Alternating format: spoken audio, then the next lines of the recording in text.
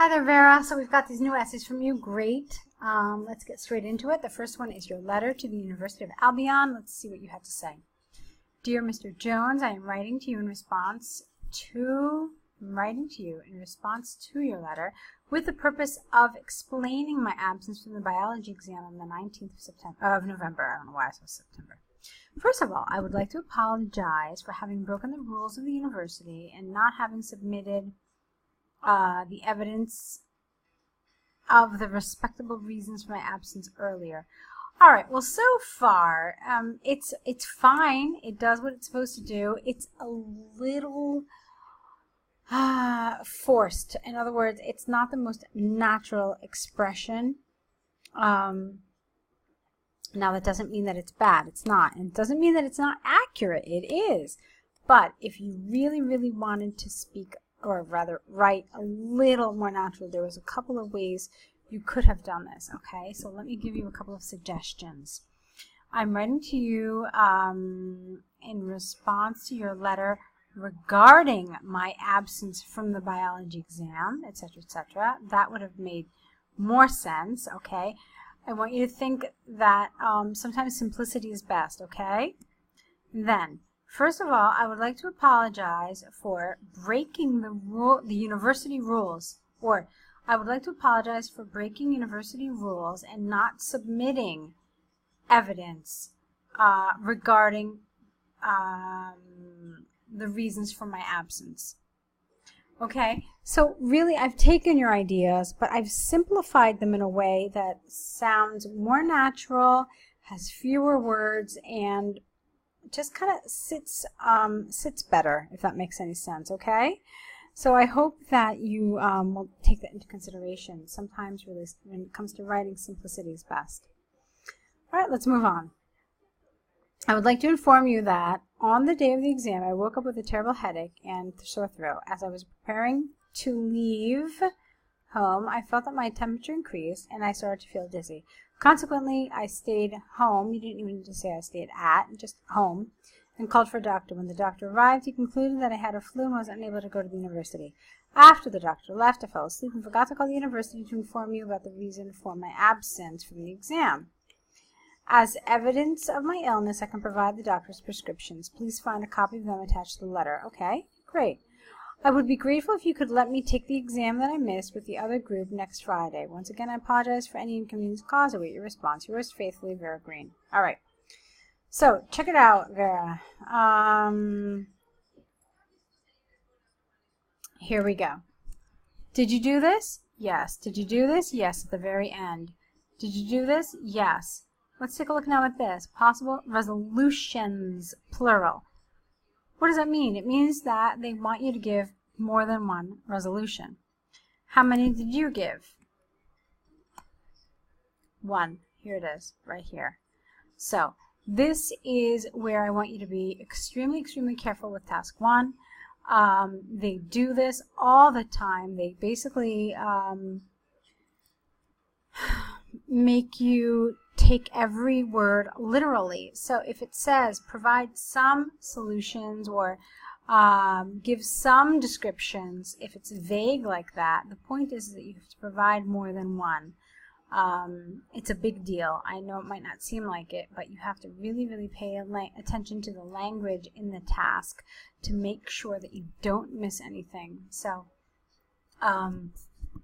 the key here is to read the task really carefully to make sure that you've followed their instructions. So there where it said some resolutions and you only give one, well, one does not equal some. You have to give at least two, really, okay?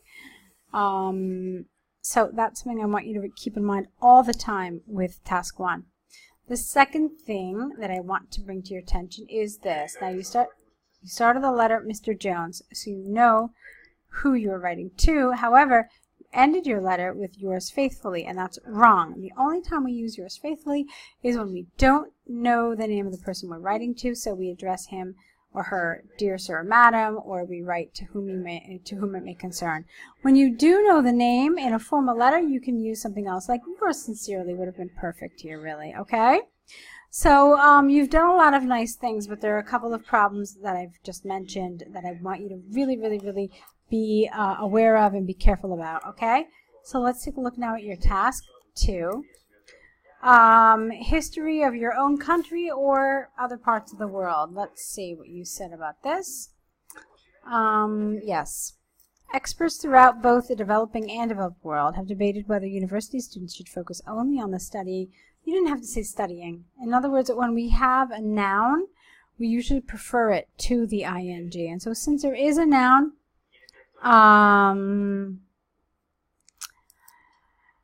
for this word, study, it's better to just prefer that, okay? So, where am I? Let's see. Okay, so should focus only on the study of national history, or should learn history of other countries. Some believe that studying national history is more important. Personally, I strongly disagree. Okay, great. You've done exactly what you should do here. You've rephrased the question. You've kind of brought it to this point where you have to give your opinion, and you have done so because it says to what extent you agree or disagree.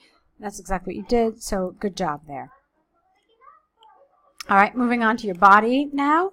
First body paragraph. On the one hand, there is ample evidence that studying national history is of crucial importance for individuals and the state overall. Now, here you don't want the in front of individuals because we want to talk about individuals in a very general sort of way. When you use the in front of a plural like this, it's as if you were talking about specific individuals that the reader should know and should understand who you're talking about. Okay? That's not the case here. So keep it to just individuals. Here, the is fine with the state because the state, you mean the government. And in government, you could mean just any government or just government as like as a concept. Moving on. The central reason behind this is twofold. Now, I don't like a comma here. After something like this, you really either need a semicolon or a colon, not just a comma. Comma doesn't do enough in this particular context. So, the central reason behind this is twofold. Firstly, it makes the citizens aware of the origin of their nation. Secondly, it makes people more patriotic of their motherland. Can you say that? I don't really think so. I think that when you talk about patriotism, you mean your motherland, your mother country. So, this for me is a little repetitive. It's a little redundant. I don't think you needed to say it. So, secondly, it makes people feel more patriotic, you could have said, and then you explain it. So let's see how you did that. For example, recent empirical research by the Russian Ministry of Education demonstrated that 90% of students whose specialty was, I think, the history of Russia, considered themselves to be patriots and approved. Now, you're doing this all in the present. I don't know why. Let's see. Recent, considering themselves. You could use the present tense. Personally, I like the past tense because basically this information applied when the survey was taken, but we don't know for sure that it applies in the current day as well. And so I probably would have used the past tense for this whole example, okay? So what do I mean? I mean that recent empirical research by the Russian Ministry of Education demonstrated that 90% of students, plural, whose specialty was the history of Russia, considered themselves to be patriots and approved of the current governmental policy. Full stop. Careful. It must not be forgotten that although studying national history is important, it provides the students, I don't know why there's a full stop here, with a one-sided. Here you need an article and a D. Therefore, whereas learners should study their national history, it cannot be the only subject in the curriculum. Okay, so I like what you've done. However, I don't agree with these last two sentences. Why? Because, all right, this is one of those, to what extent do you agree or disagree with this opinion? Now, you've told me already that some believe that studying national history is more important. Personally, I strongly disagree. I know what you're doing. I understand it. You know what my problem is here, I think? I think that, Vera, you didn't really prepare the reader for this transition of ideas, okay? So, you're talking about patriotism, and then I think you needed a better transition.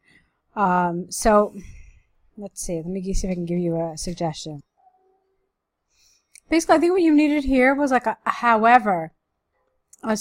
However, despite the benefits, it must not be forgotten that although studying national history is important, it provides students with a one-sided perspective only. Okay? This for me would have worked a little better. Now the other thing I want to mention is here, the central reason is, firstly, the origin of the nation. You didn't talk about that at all. You didn't develop it. So one of the things you could have said was that in other words, you have to explain it a little better.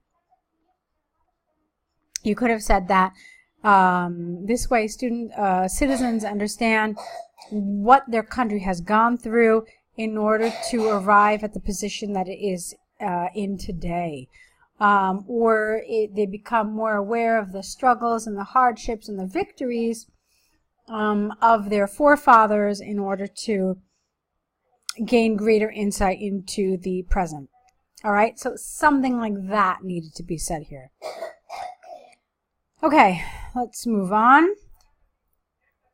On the other hand, although there is a case for the learning of national history, I wouldn't even have said benefiting people, just stop it here.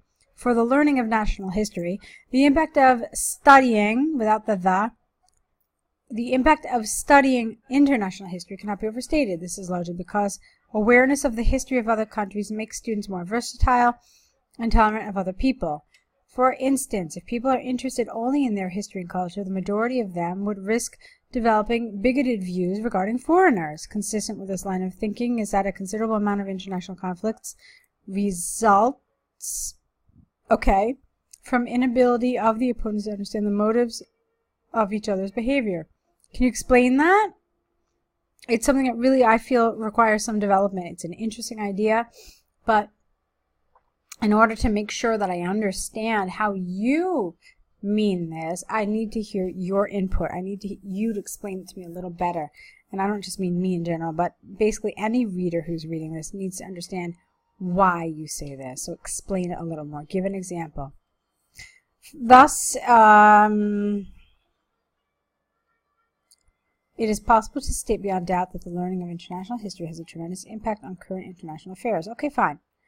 From the arguments and examples given, I firmly believe that although knowledge of domestic history is of crucial importance, without the the role of awareness of international history may help develop tolerance in them and bring stability to the international affairs. It is predicted that the